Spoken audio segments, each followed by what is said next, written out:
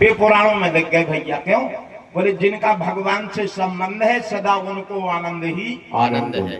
जब पशु और पक्षी लिख गए तो हमारे बिंदु जी ने एक दोहा लिखा कि पशु निषाद खग भीलनी हीन जाति कुल नाम बिना जोग जप तप किए गए तुम्हारे धाम। अरे भैया बताओ इनका कुल ऊंचा था क्या? क्या इनका नाम ऊंचा था क्या? क्या इनका रंग रूप अच्छा था क्या? है? क्या इनके कपड़ा अच्छे थे क्या? अच्छा जटायु ने जितना भगवान से मिलो है उतना के मीटर को कुर्ता पहने तो बोलो वृंदावन बिहारी लाल की जय। है?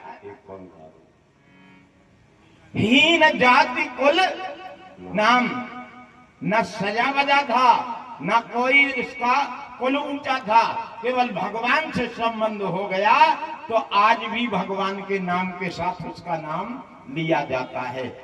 अरे मनुष्य तू क्यों इतना ज्ञानी बना है?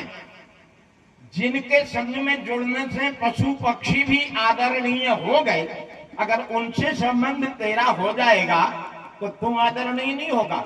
अब आ जाओ भागवत में, राजा परीक्षित को तो श्राप हुआ, तुम कह रहे हमें बुखार चढ़ो तो महाराज सोनो ही आए। राजा परीक्षित को जितना तेज बुखार चढ़ो तो इतना बुखार को चढ़ सकता है? श्राप चढ़ी थी शीश पे, वो भी ब्रह्म ऋषि की, कितना दुख नहीं होगा, लेकिन सारे दुख को भूल गए महाराज परीक्षित। कब? बोले जब भागवत में बैठ गए तब। देह का भान छोड़ दो कि हम देह हैं। जब शरीर से संबंध मानोगे तो जो शरीर तो प्रामेय बनो बब्बा, आंख पर आ रही, नाक पर आ रही, कान पर आ रहा, पसलिया पर आ रही, हाथ पर आ रहा, पेट पर आ रहा, का जो प्रात की चीजें हैं, इनमें कौन ऐसी चीज है ही नहीं है जो ना पर आ रहे। और ये सारे दर्द दूर करने वालों वेद जो ही है। महाराज परीक्षित को जितना बुखार हटो उनको नापे के लाने थर्मामीटर नहीं है। देहाती भाषा में बोलो कि जिनके दादा परदादा के आगे द्वारकाधीश दौड़ते रहे उनको नाती सज्जनों नरक जा रहा हो, कितना बड़ो बुखार कहा हो, बोलो वृंदावन बिहारी लाल की जय। इतनी बड़ी बीमारी क्या संसार वालों को है?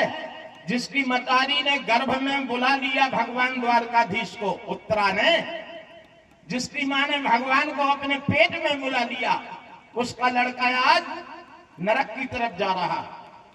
बोलो कितने आंसू बह रहे होंगे राजा परीक्षित के, रोमा खड़े हो जाएंगे जब राजा परीक्षित की कथा आप सुनोगे।